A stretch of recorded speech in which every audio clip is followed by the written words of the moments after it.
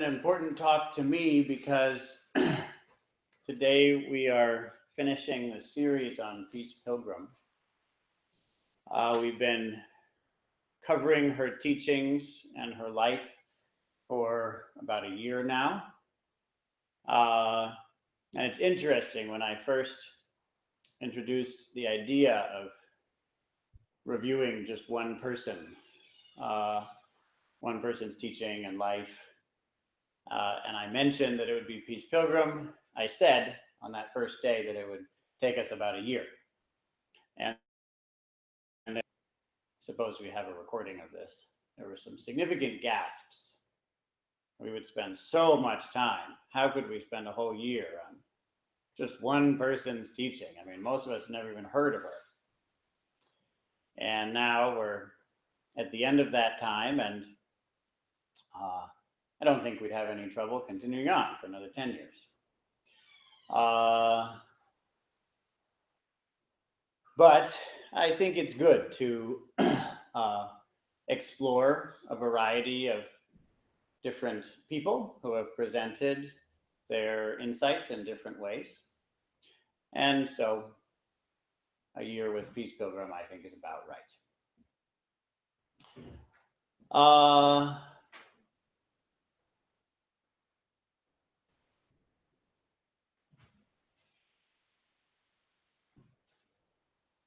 We have reviewed her fundamental teaching.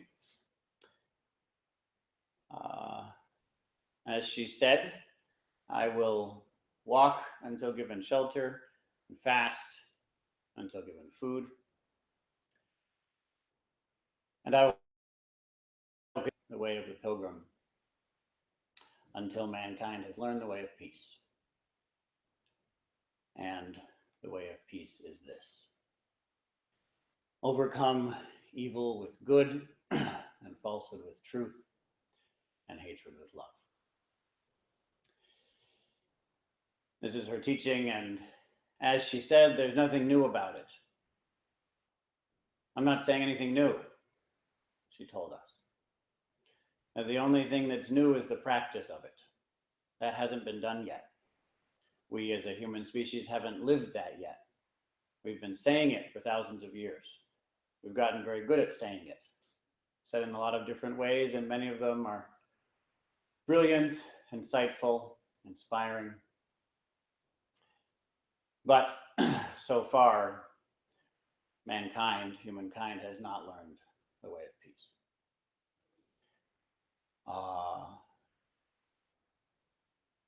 And so she said that the most important word for this time is the word practice.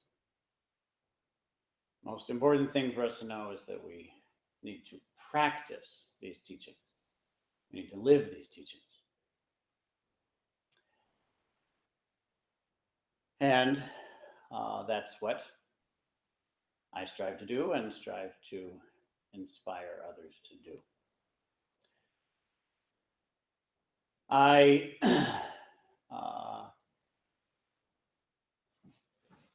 myself began walking around Vermont a few months before I first heard of Peace Pilgrim. My mother over there, first time that I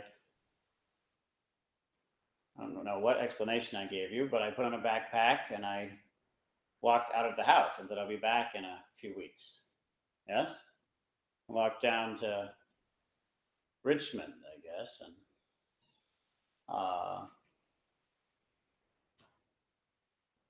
in a very circuitous route, explored Vermont. And then I just keep that open. And then I did it again the next summer for an even longer period of time. Went down to Lake Dunmore, right?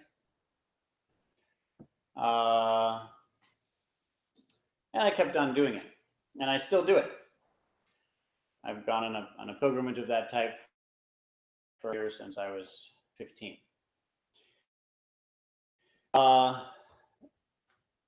I had a difficult time in high school. I didn't enjoy high school. Um, I was, might, I think you might be surprised to know that you can report on this as well if you'd like, but I was a sad and angry teenager. Um, Mostly angry with a lot of sadness. Uh, but the anger was the lead.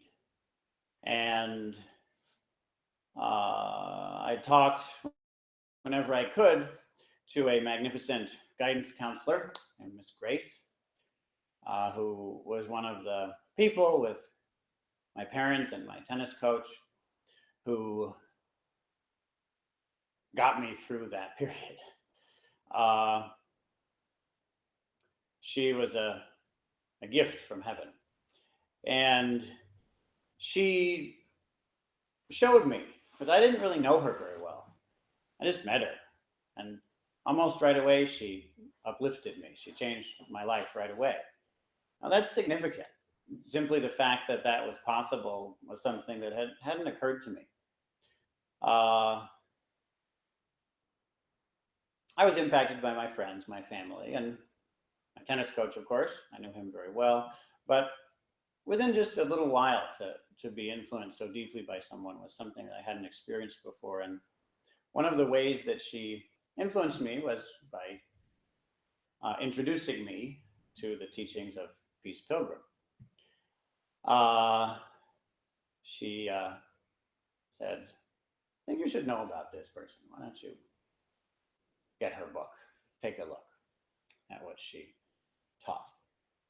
And so just what I needed, as so many people say, when you read what she taught, it's incredible that something so profound could be put in such simple terms, and that a person could then so clearly live it. It's extraordinary. And it gave me confidence in doing my walking, continuing to walk. And when I walk, sometimes I do it on a bicycle. I'm not particularly attached to the form that Peace Pilgrim used. I don't think that that's the point. She didn't, the thing that she demonstrated wasn't, this is how you copy people, you know? She demonstrated an authenticity. And so I'm not that interested in copying her, but there's something about what she did that resonated with me. And so sometimes I walk, sometimes I use a bicycle. In any case, while I'm wandering around, I'm very, very happy. Happy in the way that you can feel when you read her writings, when you listen to her talks. I don't know, of course, your experience, but as far as I can tell in my relative ignorance, when I'm out wandering in that way, I'm the happiest person I know. As far as I know, I'm the happiest person I know. There's a great joy that comes forth every day. And every place I go to becomes sacred.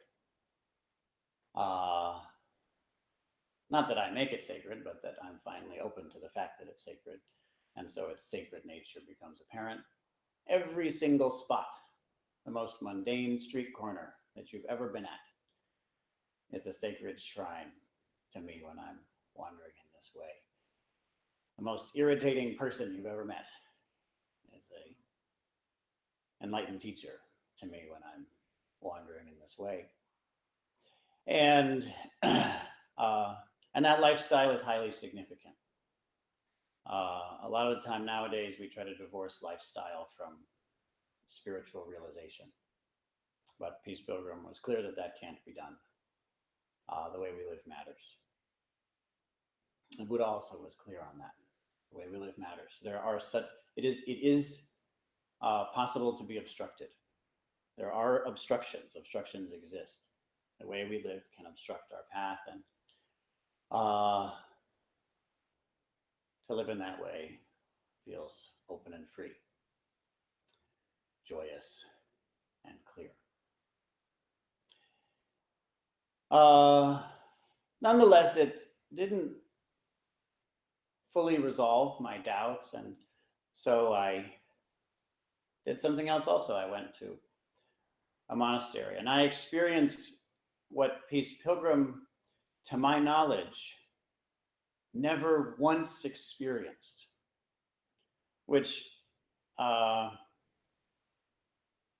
may seem like it's impressive, but if you examine what I'm about to say, you may see how it actually caused a significant weakness in her path.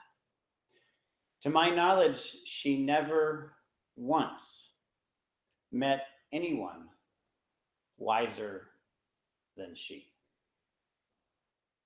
And while that's incredible and it indicates her incredible maturity, we can see how easy it is for that to become a debilitating weakness in certain ways. For her to have never held the position of disciple, of student, for her to have never been clear about something, absolutely clear that something is true, only to discover that she was wrong. For her to have never experienced that, to disagree with someone, say, no, I know better than you know, who are you? And they say, oh, it doesn't matter who I am, you're still wrong. And then time passes, and to realize, oh, it's true. I was wrong, and you were right. And I could never have seen that if you hadn't showed me. This is an experience that matters. And while she is absolutely correct that the most important thing is to practice, I don't know that her teachings are as helpful as other people's in terms of helping us to practice, because she didn't hold the role of disciple.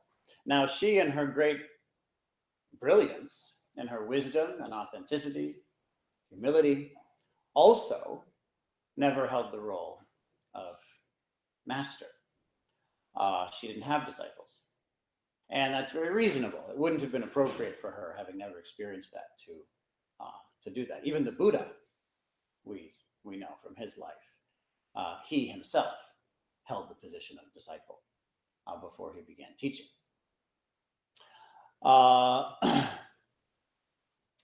But because she never held those roles, as in particular the first of student, it was difficult for her to find ways of teaching that could guide a person to insights that were beyond them without that guidance. So that's what I searched for. I searched for help. I searched for guidance. I searched for someone who could show me why the things that I most believe are true are not. I searched for someone who could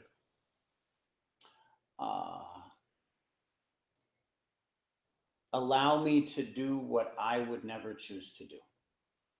That's what a master, that's what a teacher does for us. And I was very fortunate, and I found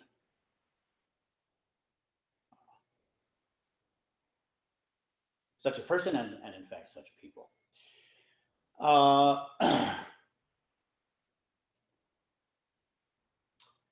And eventually, for various reasons, as you know, life happens, and it's not that interested in what we planned for it. So things happened, and I ended up back here, and eventually a few people asked me to start training and then eventually start a monastery. And so we did that. And we had a monastery for about 3 years. And again, for a lot of different reasons, which some of you know and some of you don't, it was time to move. And we searched and searched and searched, as you know, for a place here in Burlington or close to Burlington that we could afford. And this didn't work and that didn't work. And we kept trying, and that other thing also didn't work. And then we had a place, beautiful place, magnificent place, unfortunately far from the community where we began, but it was what we could afford, we thought. And that process began, a process of purchasing a place to make a more permanent monastic community. And this past fall, I had a wonderful wander. I wandered and wondered. And the spring before that, I had a solitary retreat, which also is a kind of happiness that I so much wish more people could experience. An endless, constant joy blossoming through the hours and days, gurgling and bubbling into each next stage of unpredictable bliss.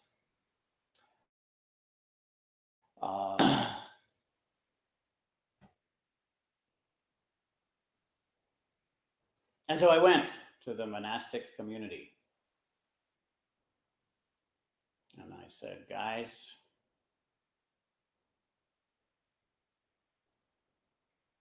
I don't think we should do this. I'm going to go meditate and wander.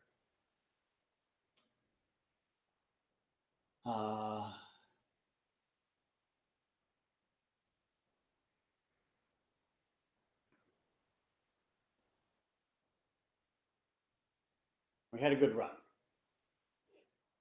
And the community as a whole, of course, different opinions, but the community as a whole was overwhelming in saying, no, nope, this isn't the time for you to be perfectly happy. This is the time for hard work. This is the time for you to get us this property where we're going to make a community.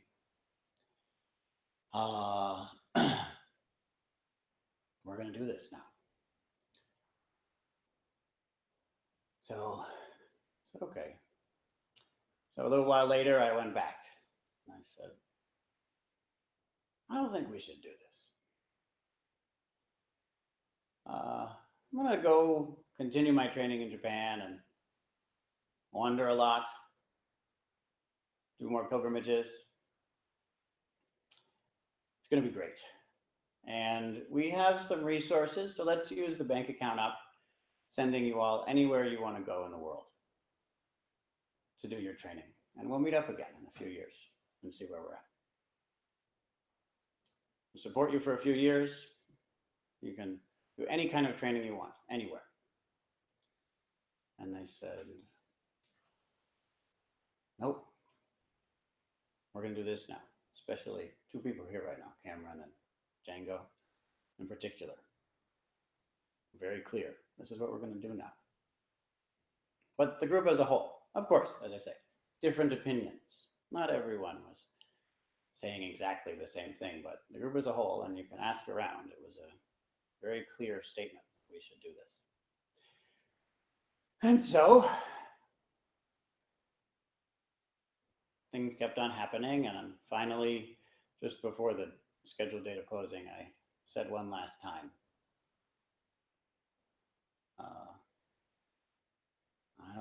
I don't think that this is what I want to do right now. And one last time they said, and in particular Cameron said, well, it's happening. So get in the car, drive into Burlington and sign those papers. And I'll come with you and I'll take responsibility for making sure that all this goes okay. all this works out. So he did.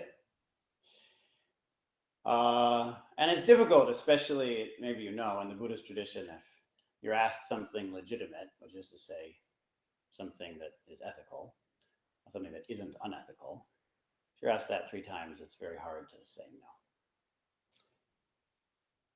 no. And so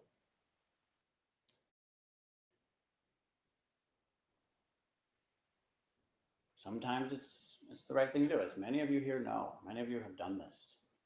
You've sacrificed everything that you love, everything that you want. Sacrificed your life for something greater than yourself. And so that's something that we often have to do. And that's surrender.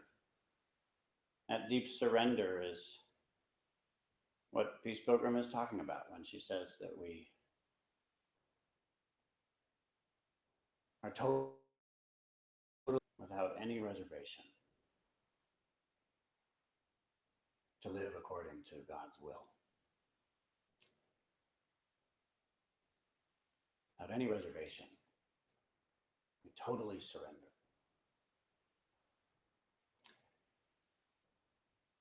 It may be fantastic and it may not be. I think most of us here know about that also. But whether it's fantastic or not, it's what has to be done. And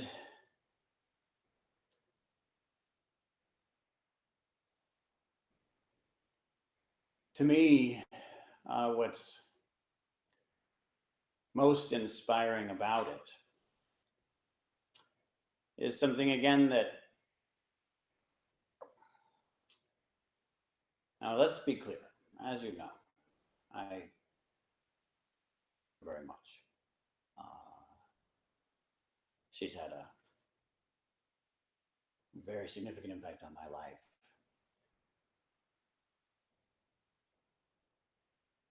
But it's okay if, for whatever reason, she had shortcomings. And one of those shortcomings was community. She did not have a community. And that's okay. She didn't need to have one. She wandered around, met this person and that person, and that's wonderful. But the fact of the matter is that the beginning of her path, what sent her out searching, was actually a search for a community. A search for community. A spiritual community. With authentic spiritual teachings, not just doctrine. People who had actually realized it and who were living according to it, and had created a culture of harmony, of self-sacrifice.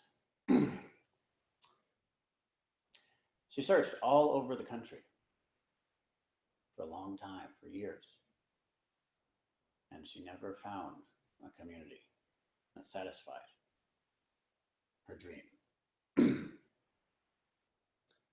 And as I said, she did a wonderful job, and I don't think she should have done something different, because then we wouldn't have anything to do if she had done everything perfectly. Well, good news, we still have a purpose. And one of the things that she never achieved was creating such a community.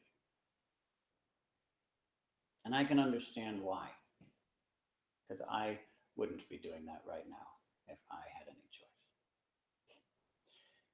I'd be out there on my bike somewhere, who knows where. Or I'd be sitting alone in the woods. So I can understand her position.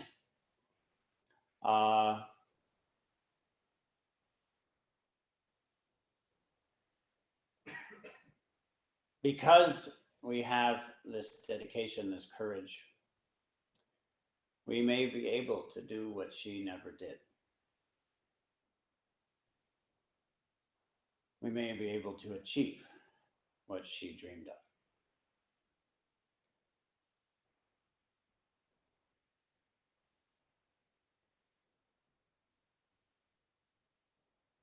When I went to Japan and first met Harada Roshi,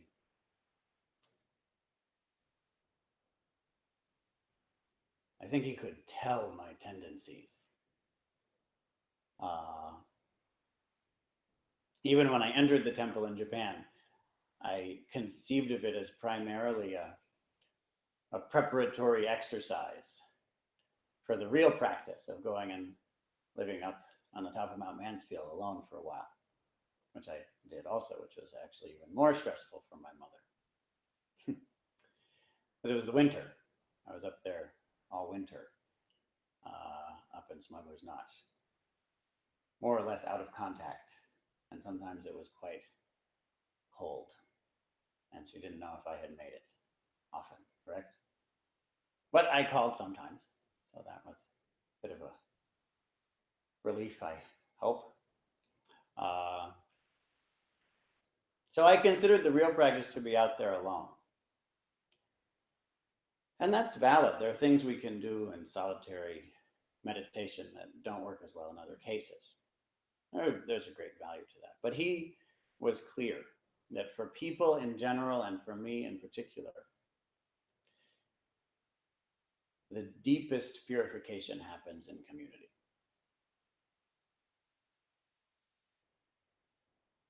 The deepest shifts happen because we're interacting with people who we don't agree with.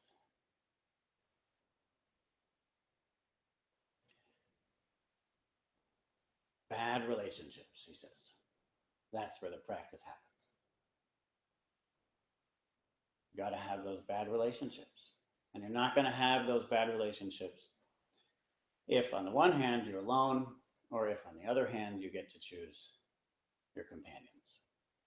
Because you'll always choose the people who you agree with, who make you comfortable. But it's the people who you disagree with, the people who make you see things that you don't want to see, who make you do things that you don't want to do. Those are the people who will allow you to truly awaken.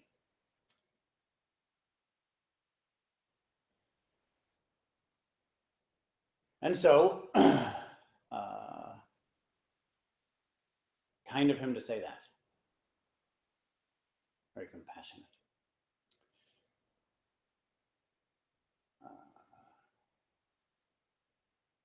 It gives me strength to consider that we're doing something of such value. That we, in fact, are creating the essential component that's needed in order to achieve, in order to actually do what Peace Pilgrim said we needed to do. And that is practice. Not just think about it, not just talk about it, and certainly not just agree with it, but live it, practice it. Even fail to practice it. To fail to practice it is better than to not try and not fail to practice it. But to at least try and fail. This community, this connection, this set of relationships that are ultimately outside of our personal control. This is ultimately what we can trust. Even if it's the last thing that we want to trust. Even if we want to trust our own opinions, our own preferences instead.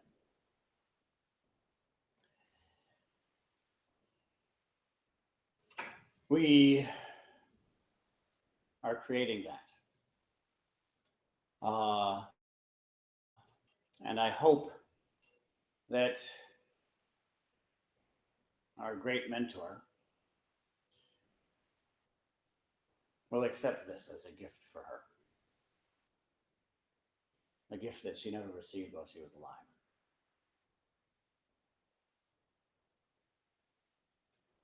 The gift of a community that Peace Pilgrim might join.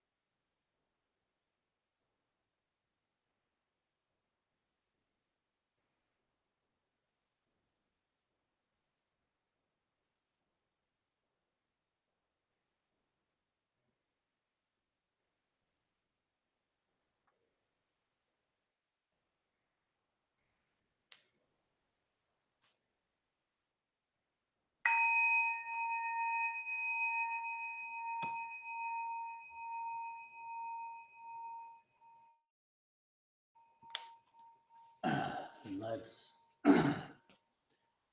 take 15 minutes of this hour silent practice to walk. It was the main practice that Peace Pilgrim used.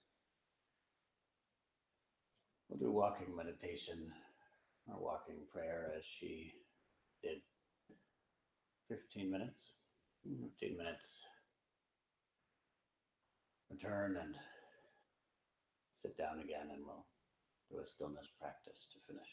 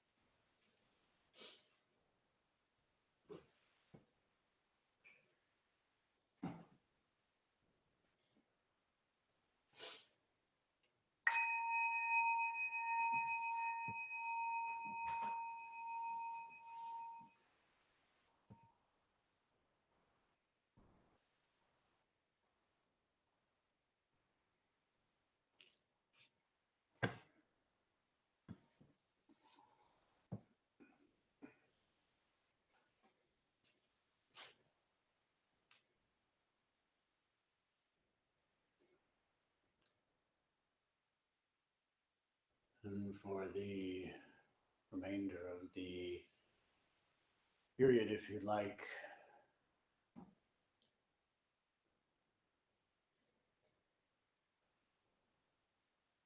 say a simple prayer.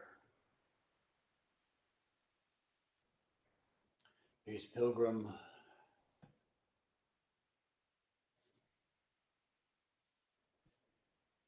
for a long time, as she walked, prayed in words.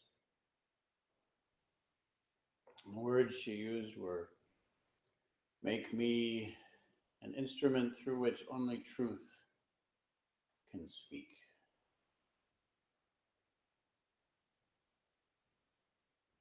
Of course, there's no need merely to copy the words that she used. It's okay to explore those words, but it's our job to explore our own prayer.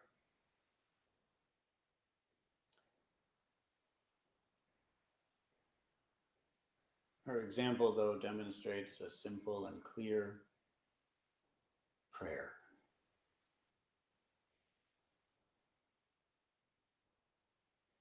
Simplicity and clarity can be powerful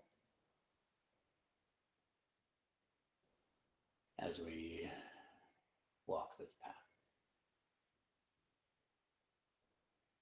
So feel free, if you'd like, to say a simple prayer again and again in a way that works for you for the remainder of this silent period.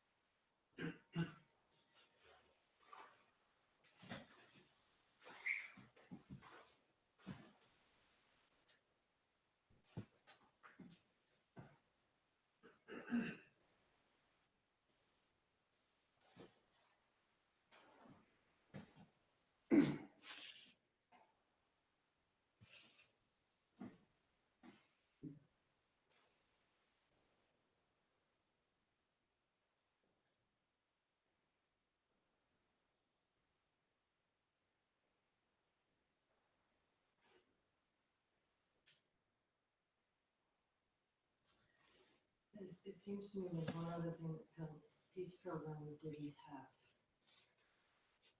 and that was a practice. She never had to practice, she just lived the practice.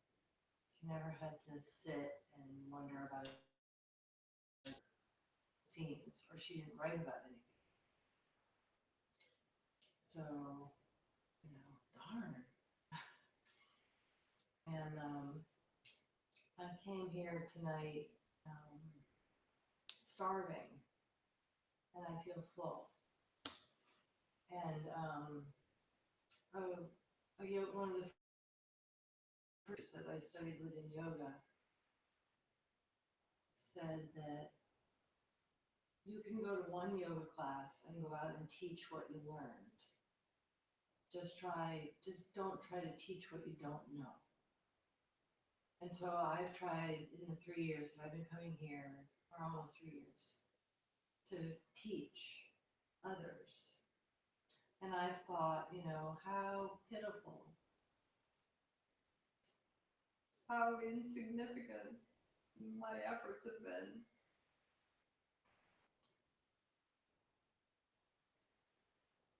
And I don't feel that way anymore. I feel like it's important, and it is significant. I'm very grateful.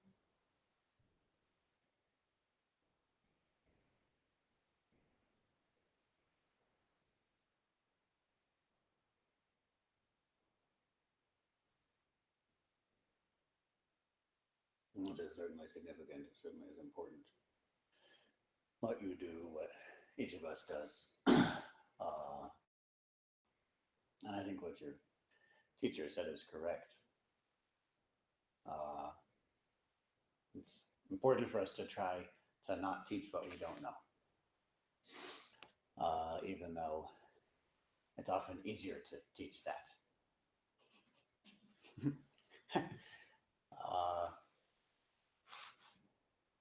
And I think your integrity and your diligence have given great gifts to many people.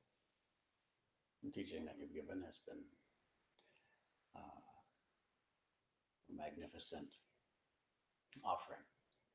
It's benefited many people, including myself. I've read a lot of what you. So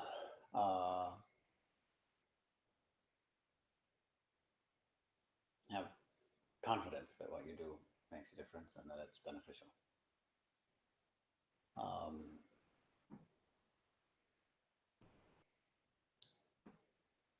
Does that make sense? Is it okay if I make a comment on the first point you made about Peace Pilgrim's practice? Yes. I think that she had the best practice she could make up. I don't think she had as formal of a practice as a lot of us have because she didn't have a heritage, a tradition, a lineage out of which a formal practice could have been cultivated. But she did her best. She certainly lived it, of course. She certainly worked on living it. And in that way, she, well,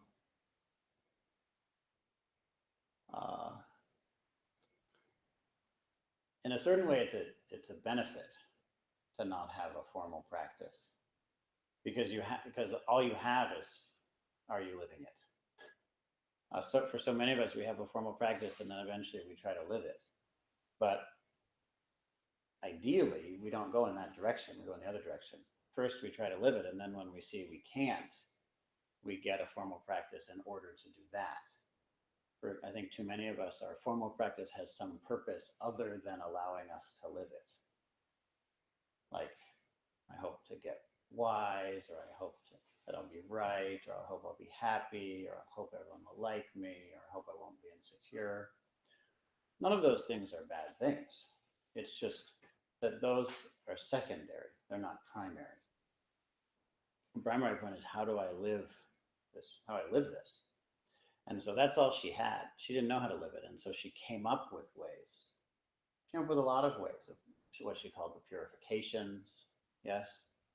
Uh, she had, it goes on and on, but it was actually 15 years of efforts and trying to formalize in some way for herself and then ultimately for others how the path unfolded for her over those 15 years of struggle. It's important to know that there, there, in her case, as in everyone's case, everyone you've heard of, the Buddha, Jesus, whoever you want, name one, and it's still true. Uh, the Karate Kid, if you remember that talk that I gave. In everyone's case, the hard work isn't emphasized as much as it, in a way that makes it as accurate. If you watch The Karate Kid, the amount of training that he did in that movie is just a few minutes, and it's still kind of boring. You still want it to get on to the big thing that's more exciting. So because we want to be entertained, we're not willing. Okay, so her book is maybe, I don't know how long, maybe 200 pages, 100, 200 pages. How long would the book have needed to be if she wrote, and then I struggled, and then I struggled, and then I struggled, and then I struggled, and then I struggled, and then I struggled. You're already bored. And I just reviewed a few minutes of that 15 years of her struggle. Yes. It would have to be a very long book, and it still wouldn't contain the practices that she tried to do, that most of which probably didn't work very well. So one reason that it isn't written down is that we're too impatient. We want to be entertained by spirituality. We want spiritual entertainment, and so we want big stories, and we want to get to the part where finally she goes out into the woods. Yeah, let's read that page over several times. You know, we wish that page was longer. so part of it is that we as are immature people, but there's a much deeper reason that her struggle and her practice isn't in the book. That is that it can't be. You can't talk about it. You can't tell anyone about it. And even if you could, doesn't matter, because everyone else has to do it their way. So not only is there no reason to tell anyone, it's impossible to tell anyone of your practice, of your struggles, of your turmoil, of your successes. You can never tell anyone. And frankly, it wouldn't help them even if you could. And furthermore, they don't care. So it's not in any book. You won't ever read about what the Buddha went through or what Peace Pilgrim went through. And no one will ever read about what you're going through. No one will ever know. So we should be very clear that just because it's not in the book doesn't mean it didn't happen. It's just that most of what happens doesn't make it into books. I think that's my whole life. Mm-hmm. That is our whole life. Everything that we actually do is not in a book. And if it's in a book, we didn't really do that.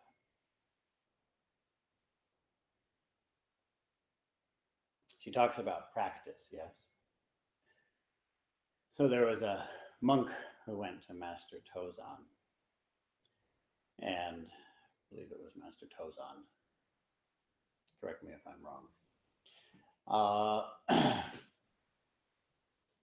Who said that to him? And the way he put it was, he said to talk about 10 steps isn't as good as taking one step on the path. Does that make sense? Master Tozan said, that's true. That's right. Good. That's good that you know that. But I wouldn't say it that way. And so the monk said, Master, please, how would you say it?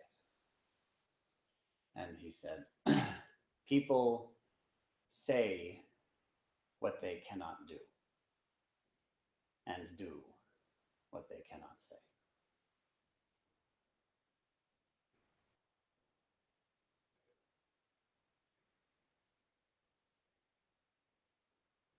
So what she did isn't in the book. There's only one place where you can find out what she went through. Do it myself.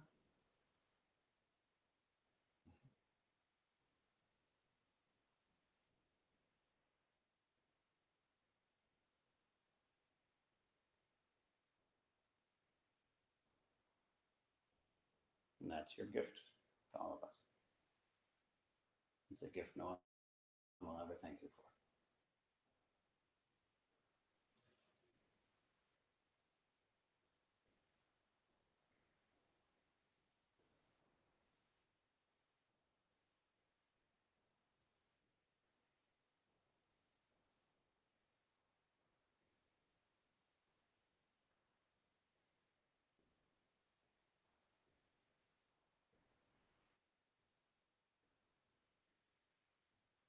Well, there's one way they can thank you, right? What's that? They do it themselves. That's the only way they can thank you. Would you repeat that? Well, I said that no one will ever thank you for that, which wasn't an incorrect statement, as long as you understand thank you as meaning, hi, thank you, as a set of words. No one will ever go to Andrea and say, you know that thing you said, you know that practice you demonstrated, that really helped me. Thank you. No one will ever say that, because the thing that she actually demonstrated is something that no one will ever identify. No one will ever be able to conceptualize or write down. And so they won't be able to say thank you because they'll never know it. No one will ever know what we do that matters the most.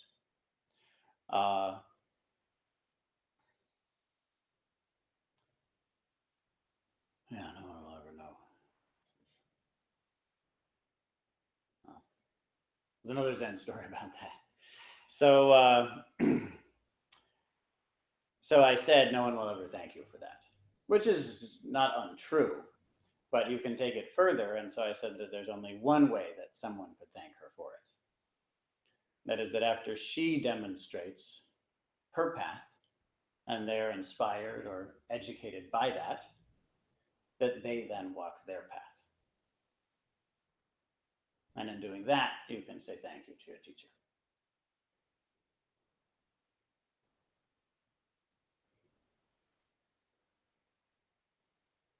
Thank you.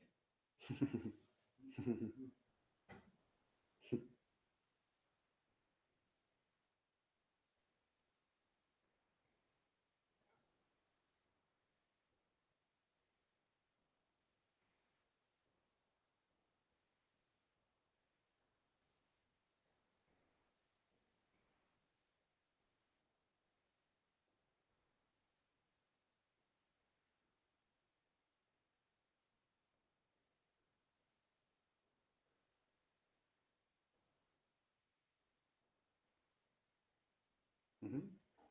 What do you do if you don't have 15 years to struggle? You use one moment. That's all she did. Just happened that it lasted 15 years. Right? You just use one moment. She actually only had one moment for the whole 15 years. So this is actually an excellent demonstration of the point of what we were just talking about. Does that make sense? You're actually giving us a perfect illustration of this point. Afterwards, once you're going to tell a story about it and write it into a book, and people are going to read it and feel inspired and talk about it for a year, after the whole thing happened, you add on a story that didn't really happen to make sense of what really happened, so that the human mind can comprehend it and be motivated by it. But she didn't struggle for 15 years. That's imaginary. She struggled for one moment. That's all she ever did for 15 years. And after she struggled for one moment, she could look back and say, I struggled for 15 years, and tell people about it. But that story isn't what really happened. She wasn't there thinking, okay, okay, 7.5 years, halfway there. Okay. She wasn't thinking that way. It was totally unpredictable, unknown, incomprehensible. It was just one moment after moment after moment. And she did her best again and again and again, deeply aware of the fact that she was failing. And then she did it again. And then she did it again. And sometimes it was really hard, and sometimes it was fun and wonderful. But in any case, it was each next moment passing. And so she did her best in each next moment. That's all. Everything else is an imaginary story that we add on. Nothing wrong with making up all these stories and talking to people about it. It's useful to do that. But it isn't what really happened to her, and certainly not for us. Each of us has a totally unpredictable path, and all we have is this moment of practice. And so we do that, and that's where we're in contact with the practice itself. But the moment we turn that into a story, there's nothing wrong with that. She wasn't bad for writing it into a book. She wasn't irresponsible. It was kind of her to do that. But it wasn't, that book isn't somehow something that can deliver the truth to us. Not like the truth exists in those words, and once we read them, we'll have it. The truth is found in this moment. No other place. Best use of this moment. That's all. No formula that we add on to that, like work hard for 15 years. And again, there's nothing wrong with someone saying work hard for 15 years, but that's useful because it then allows us to do what has to be done right now.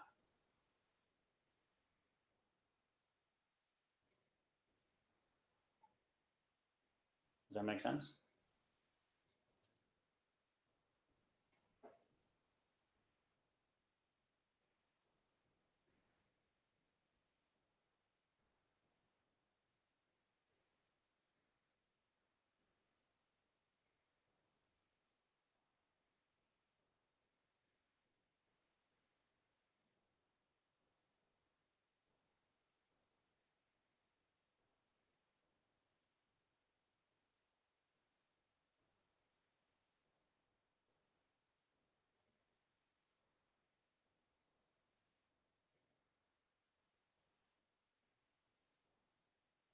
It seems to me that you're taking on the ancient challenge of being a prophet in your own hometown. Yeah, really. I know. Yeah, yeah, right. Yeah. So, it's tricky. It's tricky.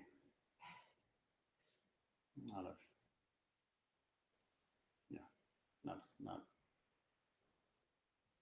so straightforward.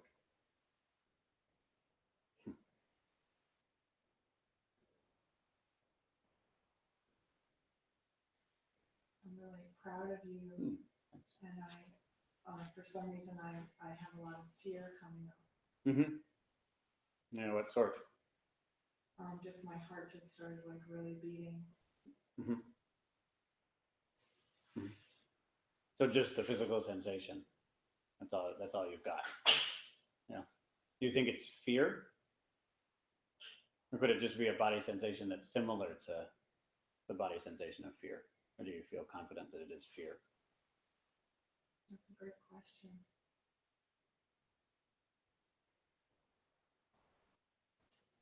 It could just be really exciting.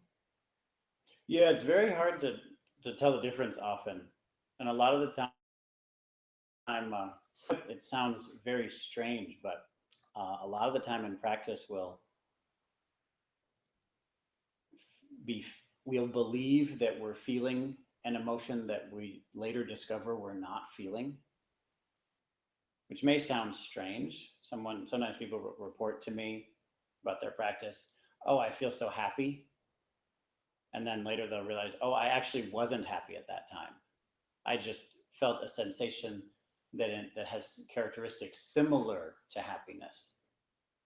Yes, so oftentimes we'll have a sense of energy in our chest, yes, that lifts up and makes our face uplifted. So you could just have energy in your chest that comes up and uplifts your face. It's not happiness. Actually, it turns out later you discover. So it's just worth examining it. And that's what the practice is for, examine it. But it may be fear. I'm not saying it isn't. I was just asking and trying to give permission for both possibilities, that it is or isn't. And it's okay if it is, it's okay if it isn't. There are reasons to be afraid and reasons to be excited.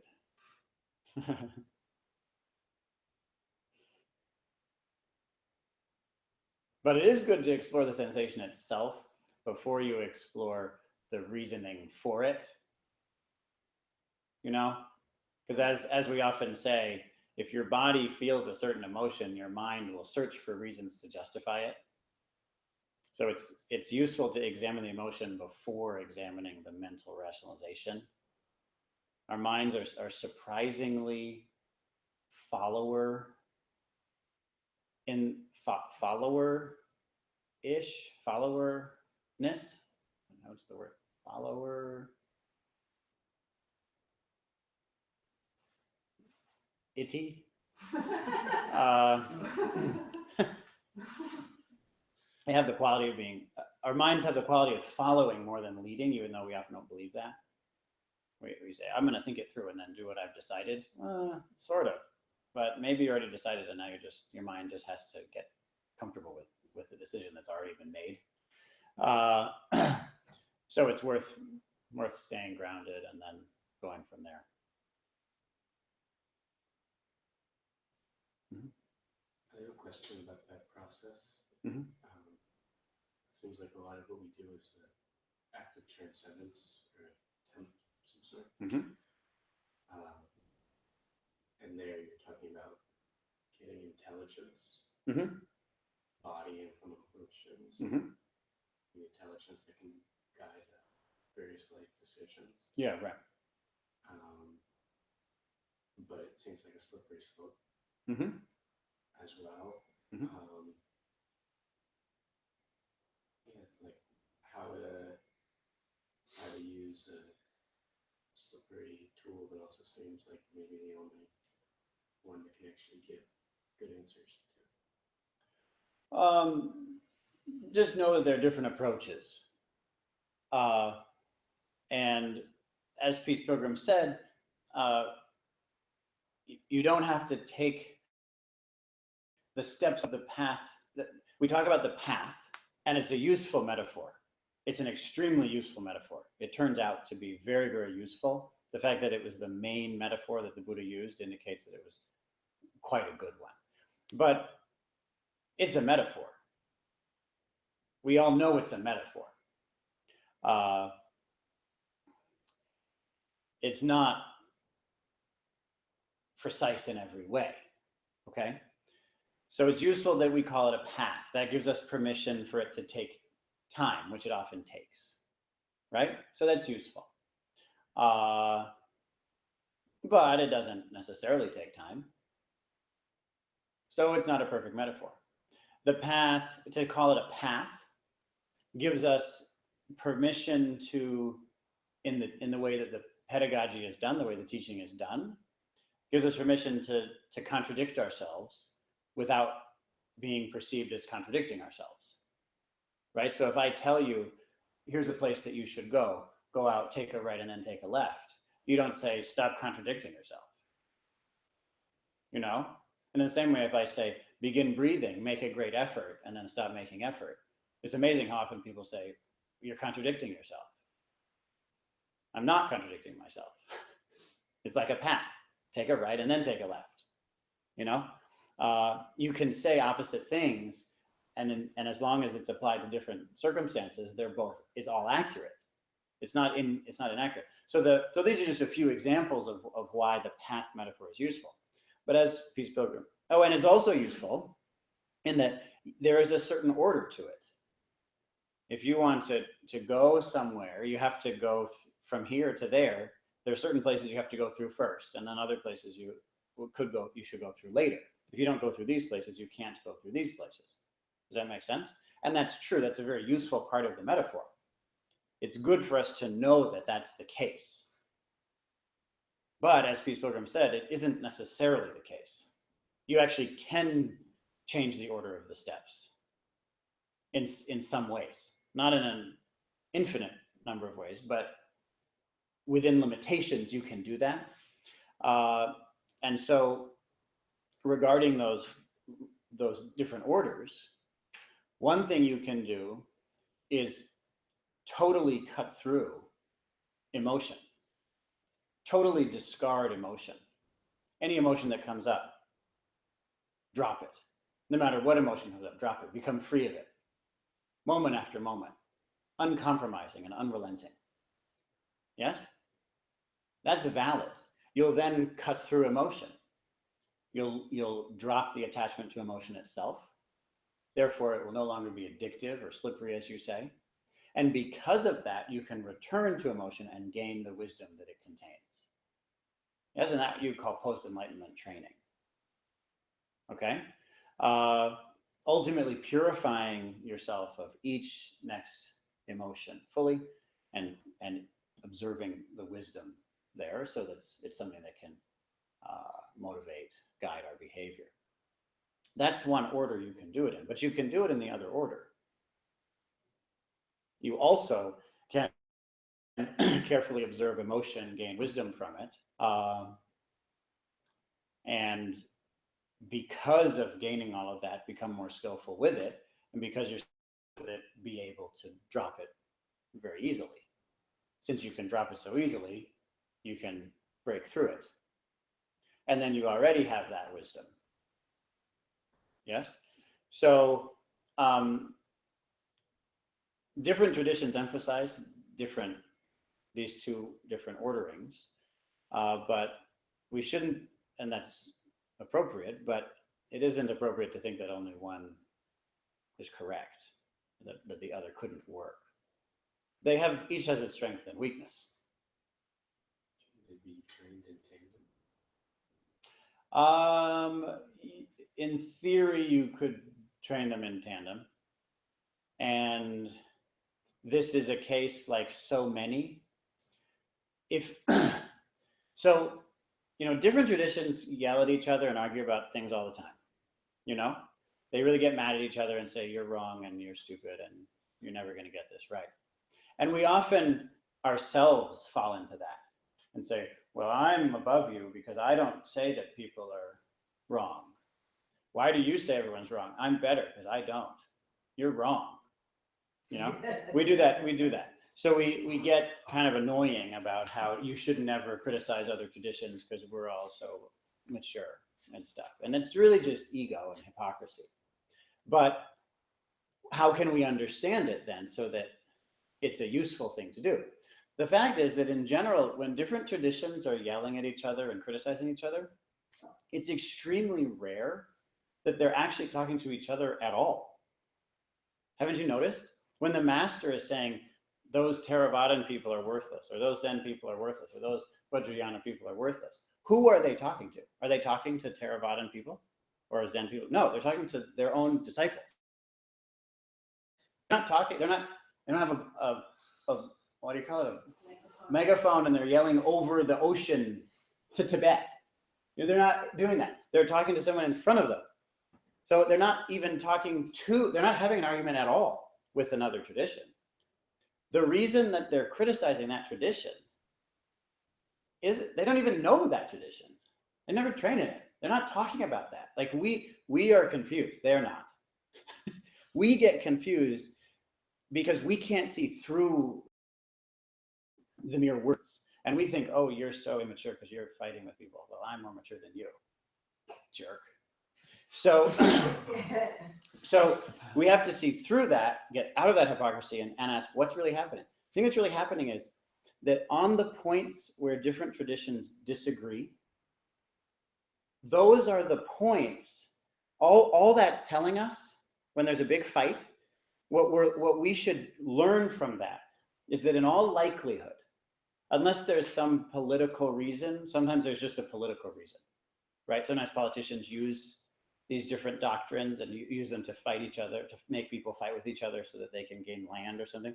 But if there isn't if there isn't that kind of reason, if you can set that aside and it just seems to just be a doctrinal conflict, okay? If that's what's happening, almost always the reason that's happening is simply that you can't do it both ways at the same time.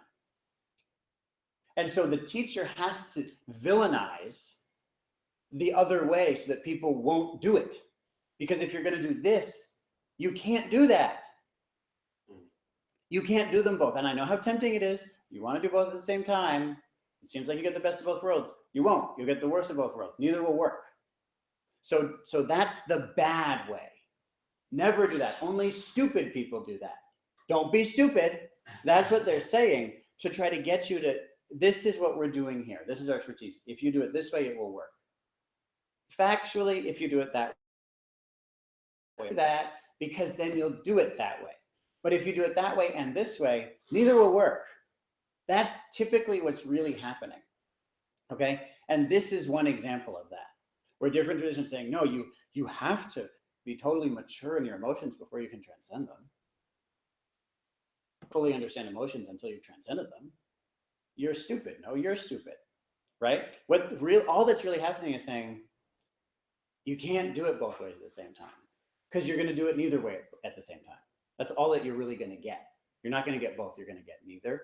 And then you're going to stagnate, but be under the illusion that you're getting somewhere. The constant illusion, which is the most dangerous thing, actually, that you can create for yourself. So choose one and do it. And this is just one example of a case in which you should choose one and do it. Now, if you're doing it professionally as you are, then you should probably choose one and do it until you did it. But if you're not doing it professionally, if you're a lay person and you're doing a practice, a few times a day, then it's just a matter of choosing which one you're going to do during this 10-minute or half hour or hour period.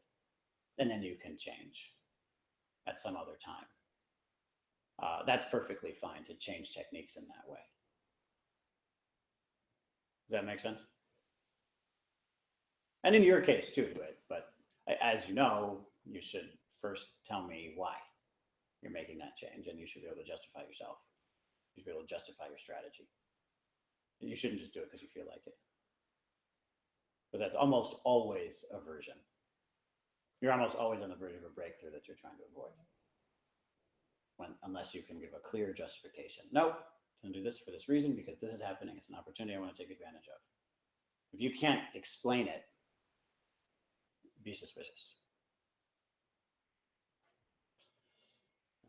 So this is a time, we're a little late for discussion about what we can do to be of benefit to the world. What do we have this week? Yes. Unfortunately, I can't pull up the document that we always use. My phone's not getting it right now, but we have this document. It's a link on the bottom of the email.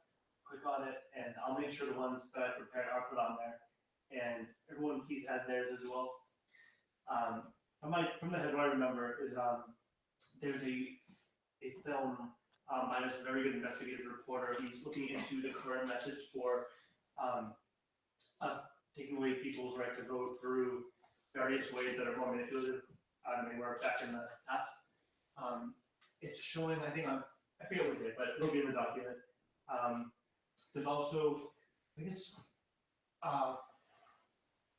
there's an event on Saturday. I think it's about it's about food. There's a farmers market. It's about fair trade with food and making sure that our food practices are sustainable. It's in Burlington. And there's some more. I'll get them up there on the document. So sorry, I can't remember them.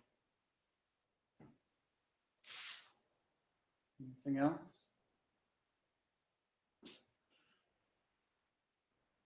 We have retreats coming up. Yeah. This summer, there's going to be some retreats. There's one next week, and then there's a couple more week-long retreats later, July and August. So, who's interested in spending a week up in Lowell, come talk to one of us, and we'll get you all the information you need. You can also just come up for lunch, right? Yes, you can. Yes, you can. Nice fire. Oh, you do? Very good. You can sit next to the fire, right? Have some tea. Yeah, It's not so bad. you can go on a walk with a resident. Oh, you could, really? Yeah. Oh, interesting. It's wonderful. Yes. She just did that recently. That's why we're talking about it. Yesterday. Yes. On Thursday night, at the Workers Center here in Burlington, there's a letter to the editor writing party, Oh, good. and we'll have you coach you through writing a letter to the editor. Our focus right now specifically on healthcare related throughout the summer. Great. Interested in, be good to sit at 6:30 at the Workers Center.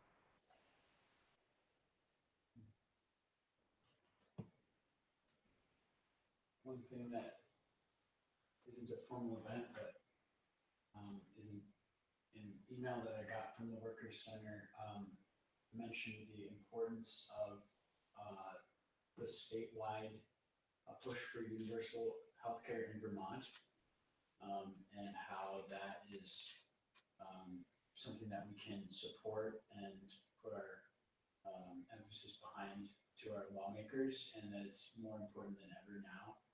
Because if we can provide or show that universal healthcare is possible here at the statewide level, then it could send a really powerful message across the country at a time where we're in a really tricky, difficult situation with healthcare. So I don't have a specific event, but there's something to be aware of moving forward. You know, Vermont, and as usual, be a leader in yet another field. We actually have a law in the book saying that we're going to do it. Just haven't financed it. Yep. Surprise, surprise, that's the truth. Yeah. Yep. Very good. Well, nice to see all of you. And we'll tell you soon. You're in suspense, but soon enough you'll hear what our next subject will be.